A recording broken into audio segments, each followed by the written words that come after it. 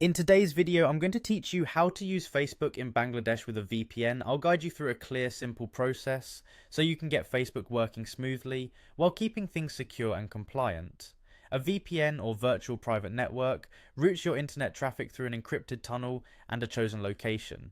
That helps your connection appear as if it's coming from that location, which can improve access and privacy. Use a reputable VPN provider and always follow local laws and the terms of service of the services you use. Start by going to facebook.com in your browser or opening the Facebook app if you prefer mobile. This confirms you're on the right page before you make any changes. If the site isn't loading or certain features aren't appearing yet, that's fine for now. You're just setting the baseline so you can see the difference once the VPN is connected. Next, open your VPN. You should already have it installed and ready to use. Make sure your account is active and that the app is up to date so you avoid connection glitches. Most VPN apps have a clean dashboard with a big connect button and a server list. Take a moment to familiarize yourself with the layout so you can quickly switch locations when needed. Now choose a server located in Bangladesh and connect. Selecting a Bangladesh server gives you an IP address from within the country, which helps Facebook load in a way that matches local access.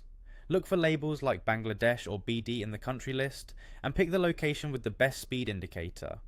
Wait for the app to show a clear connected status, often with a key or shield icon, before moving on. Return to Facebook and refresh the page. On a browser, hit reload. On the app, use the pull to refresh gesture. This step helps Facebook recognize your new connection and load content accordingly. Give it a few seconds. Images and feeds may take a moment to catch up. You should now be able to log in and use Facebook normally, sign in the same way you always do and keep your account details private. Newsfeed, messages, photos and notifications should function as usual. If something feels slow, that can happen with any VPN depending on server load and your internet speed. It often improves after a short while. For best results, keep the VPN connected while you browse. That's it.